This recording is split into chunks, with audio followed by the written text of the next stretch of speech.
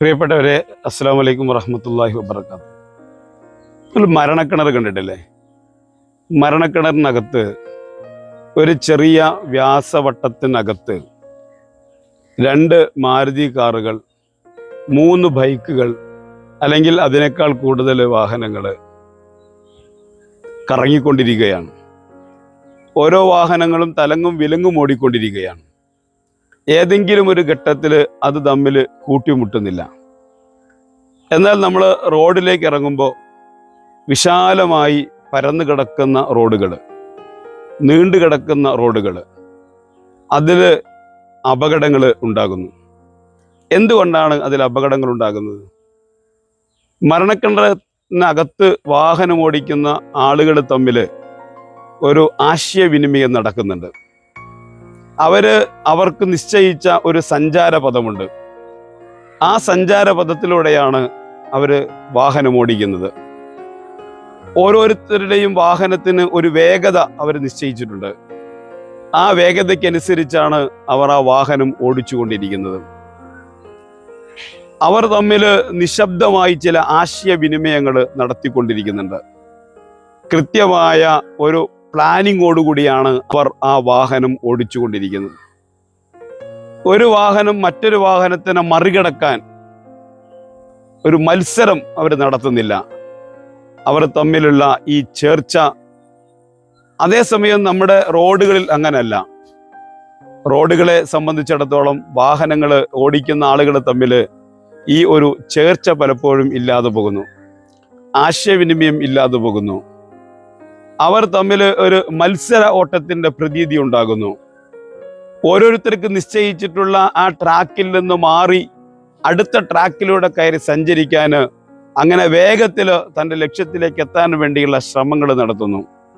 ഇതാണ് അപകടങ്ങൾ ഉണ്ടാക്കുന്നത്. ഇവിടെ നമ്മുടെ കുടുംബത്തിനകത്ത് നോക്കൂ. കുടുംബത്തിലെ ഭദ്രമായ ഒരു സാഹചര്യം ഉണ്ടാകണമെങ്കിൽ, സന്തോഷകരമായൊരു സാഹചര്യം ഉണ്ടാകണമെങ്കിൽ, ഈ മരണക്കിണറിന് അകത്ത് വാഹനം ഓടിക്കുന്ന ആളുകൾ തമ്മിലുള്ള ഒരു മനപ്പൊരുത്തവും ഒരു ചേർച്ചയും ഉണ്ടല്ലോ. അത് കുടുംബാംഗങ്ങൾ തമ്മിൽ പരസ്പരമുണ്ടെങ്കിൽ സന്തോഷകരമായ ഒരു അനുഭവമായിരിക്കും കുടുംബജീവിതത്തിൽ ഉണ്ടാവുക.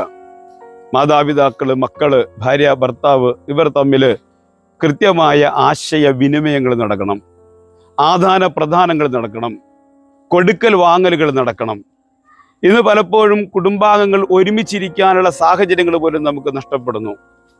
നമ്മൾ സാധാരണ പറയാറുണ്ടല്ലോ, പങ്കി തിന്നാൽ പശിയടങ്ങുമെന്ന് പറയാറുണ്ടല്ലോ.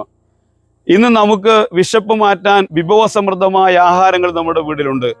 എന്നിട്ടും നമുക്ക് എന്തുകൊണ്ട് വിശപ്പടങ്ങുന്നില്ല എന്ന് ചോദിച്ചാൽ, പങ്കി തിന്നുന്ന ഒരു സംസ്കാരം നമ്മളിൽ നിന്ന് മാറിപ്പോകുന്നു. ഓരോരുത്തരും അവരവരുടെ സമയത്ത് വന്ന് ആഹാരം കഴിക്കുന്നു. ആഹാരം കഴിക്കുന്ന സമയത്ത് ഓരോരുത്തരുടെ കയ്യിലും മൊബൈലുകളുണ്ട്. ആ മൊബൈലുകളിലെ സ്ക്രീനുകളിലൂടെയാണ് അവരുടെ കണ്ണ് അവർ ഓടിച്ചുകൊണ്ടിരിക്കുന്നത്, അവരുടെ വിരലുകൾ അവർ ഓടിക്കുന്നത്. എന്നിട്ട് അവർ ഭക്ഷണം കഴിക്കുന്നു. ആ ഭക്ഷണം കഴിക്കുന്ന സന്ദർഭത്തിൽ പോലും പരസ്പരമുള്ള ആശയവിനിമയം നടക്കുന്നില്ല എന്നുള്ളതാണ്. പരസ്പരം ആശയവിനിമയം നടക്കുകയും ഓരോ കുടുംബത്തിലും ഓരോരുത്തർക്കും നിശ്ചയിച്ചിട്ടുള്ള ഓരോ ഉത്തരവാദിത്തങ്ങളുണ്ട്, ഓരോ റോളുകളുണ്ട്, ഓരോ സഞ്ചാരപഥങ്ങളുണ്ട്. ആരും ആരെയും മറികടക്കാൻ ശ്രമിക്കാതെ ഓരോരുത്തരും അവരവർക്ക് നിശ്ചയിച്ചിട്ടുള്ള ഡ്യൂട്ടികൾ നിർവഹിച്ച് ആ സഞ്ചാരപഥത്തിലൂടെ മുന്നോട്ട് പോകാൻ തീരുമാനിച്ചു കഴിഞ്ഞാൽ അവിടെ കൂട്ടിമുട്ടലുകൾ ഉണ്ടാകുന്നില്ല. അല്ലാത്ത പക്ഷം നമ്മുടെ വീടുകൾ മരണക്കിണറുകളെക്കാൾ യഥാർത്ഥത്തിൽ ശ്മശാനമുഖമായ ഒരു സാഹചര്യത്തിലേക്ക് എത്തിപ്പെടും.